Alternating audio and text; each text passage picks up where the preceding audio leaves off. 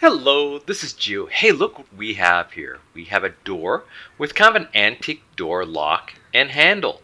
This one actually operates with a thumb trigger, but you may have a similar door with what's called a mortise door lock, and you can kind of see how it's mortared in right here. It's kind of cut in, the lock mechanism is installed there. But sometimes these things break or don't operate the way they should. But how do you remove these things to fix them up? Well, we'll show you how to do that today. So the first thing you want to do is remove the door handle. Now these things actually just screw off, but you first need to kind of loosen up a set screw that you see right here before you can unscrew these handles. Now I only have to do one side. You might have these handles on both sides of your door, so you'll need to remove each one before the next step. Now each mortise lock is a little bit different. In my case, I have these two little rods, these threaded rods that hold the handle in place. One of them actually has a hook at the end that kind of keeps it secure. You might only have one bar, but you'll need to remove that, and it should be just you pull it out. So next we want to remove the trim plate, and in my case it's just 4 Phillips screws, and so I'll remove that now. So there is a thumb turn that's attached to the trim plate that will be removed when you remove the plate. Now this thumb turn essentially allows you to set the deadbolt open or shut from the interior without a key. So next we want to remove the key cylinder.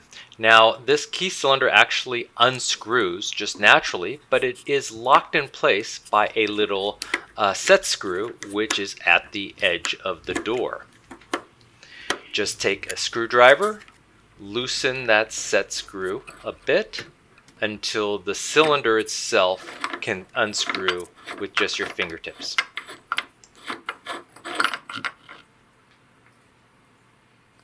And with the key cylinder removed, I only need to remove a couple of screws to remove the lock case itself. So in my case, the finish plate is actually attached to the lock case, but you may actually have a separate finish plate that you have to remove first with screws behind it to remove the lock case. Now if you have a thumb trigger, you'll have to make sure that the thumb trigger is kind of out of the way. You will just lift it up and then remove the lock case. And this is what it looks like. Okay, so to open up the case, there should be just a couple of screws, and you can kind of see the face of it there. There's the back of it, but on the side there will be a couple of screws, one on the bottom, one on top. So we'll just remove those 2 screws.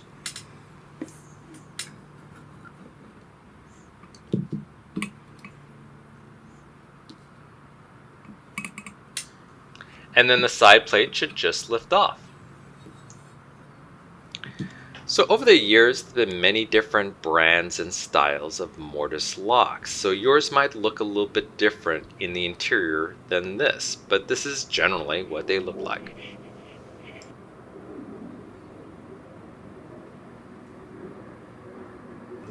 So first I kind of want to show you how the deadbolt works. Now it does kind of work on a spring, as you can see here, and there is a little latch that allows it to lock open or lock shut. And so you first have to kind of lift up on that spring.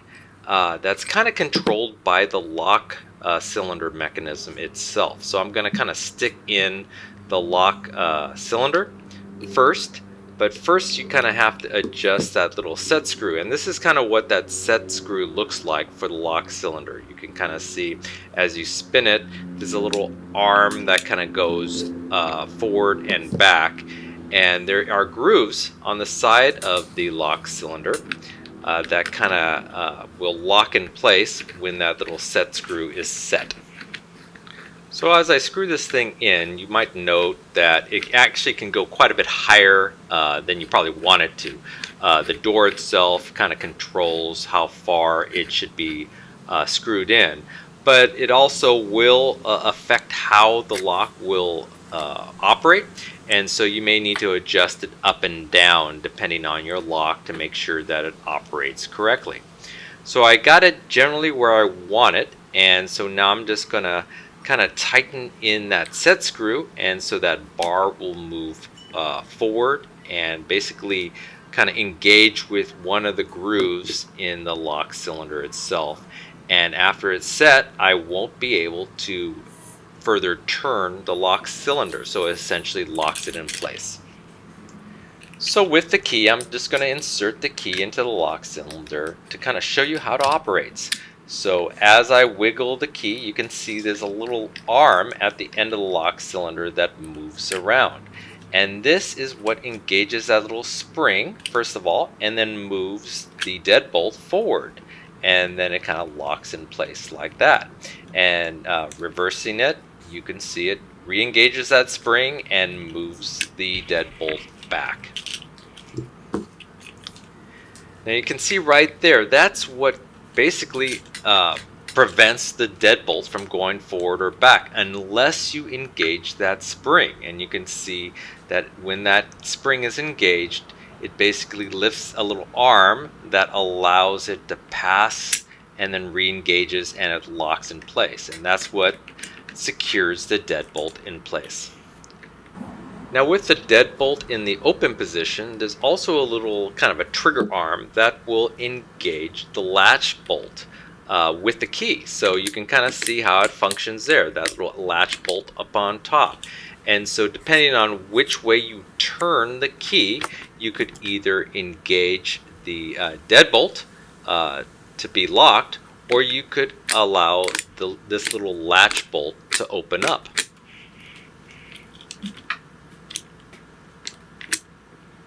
So now let's remove the deadbolt mechanism so we can see how the key cylinder actually operates the latch bolt. So this is the deadbolt mechanism.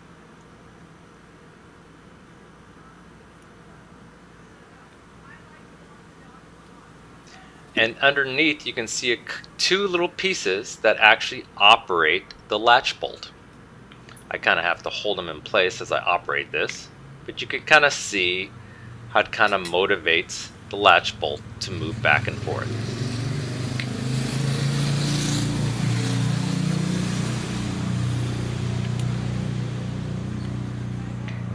Now I could remove the latch bolt mechanism itself. It's kind of held together there by a little spring, but we'll remove that out like that, and you can kind of see that second lever arm can be removed as well. And to replace the latch bolt mechanism, you just kind of put it back through that hole. You got to kind of pull back that spring so it will fit, and then just hook it back to where it belonged.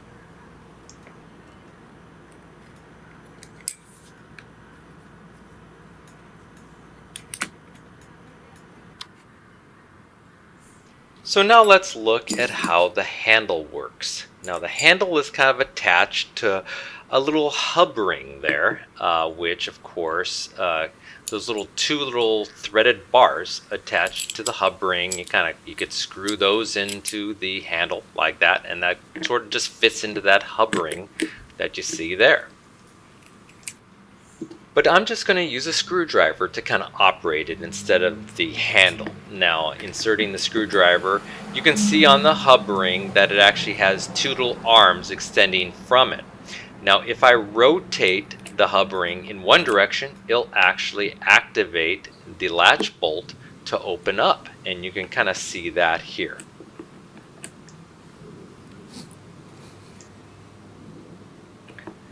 Now for my particular lock, the hub ring actually has a second little arm. So if I rotate the lock in the opposite direction, it'll actually lock the latch bolt in the open position, as you can see there. Now a lot of owners don't like this feature, and I'll show you a really simple way to solve it. Now you could just take the hub ring, kind of reverse it. In this case, you can see I'm just taking it right there. I'm lifting it up, and now I'm going to reinsert it in the opposite direction. And for many locks, this will solve that problem. So I'll reinsert it there. And now you'll see that when I engage that lower arm, it doesn't actually lock the latch bolt in place. It'll just kind of open it. Well, I'm just showing you how it functions that way. And now when I rotate it the other way, it doesn't actually lock it in place. It'll just kind of open it in both directions. So that's the solution if you have that issue with a locking latch bolt. So now let's see how the thumb trigger works. You can see the thumb trigger has a little bar that enters into the door that goes up and down.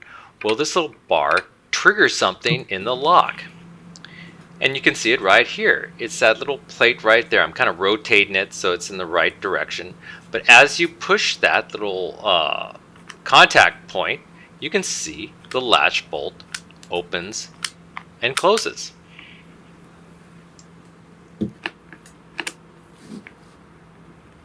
But this thumb trigger mechanism is also integrated into what's called the stop and release plungers. I'm kind of showing you the little mechanism arm, and you can kind of see a little piece of metal sticking from that arm. Now on the side of the lock you'll see little two buttons, and one of them is the stop plunger and one's the release plunger. And you can see how they operate here. This is the stop plunger, that's the release plunger. And you can see where that little thumb trigger bar engages with the stop plunger. Now the thumb trigger will not engage the latch bolt. But when you again hit the release plunger, it allows the thumb trigger to operate. So that's how the stop and release plungers work.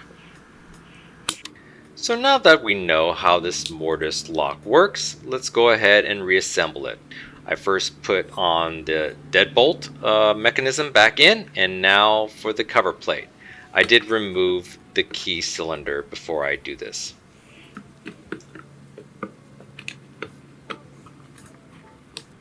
Replace the two screws for the cover plate. I'm actually going to reinstall the key cylinder just to test things out.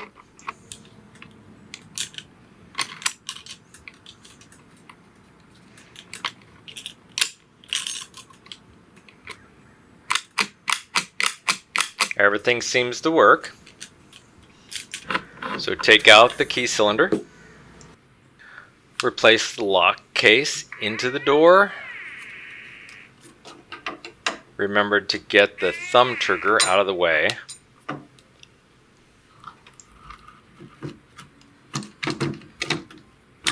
Replace the two screws. Screw in the key cylinder.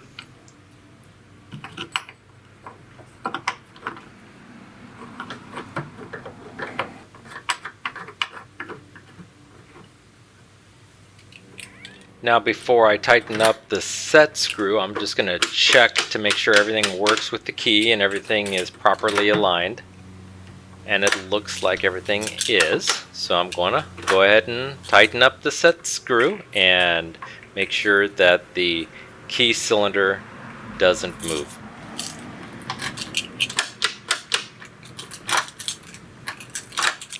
Next, to replace the trim plate, making sure that the thumb turn is in the position you want it to be. You could have it up and down or horizontal. So next, to replace those little threaded bars that kind of help hold in the handle. The first one I put in has the hook at the end, which will keep it in place. The next one I just put right next to the side, but you want to make sure that the threads are on the outside and in the right position. Next comes the handle. You might have to kind of hold the bars while you screw in the handle. Just make note of where the set screw is. You kind of want those on the square end of the threaded bars so it will hold properly.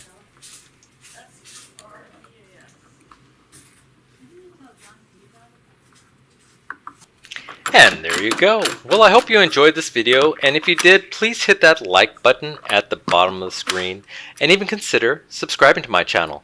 I have many more videos to come. Bye-bye.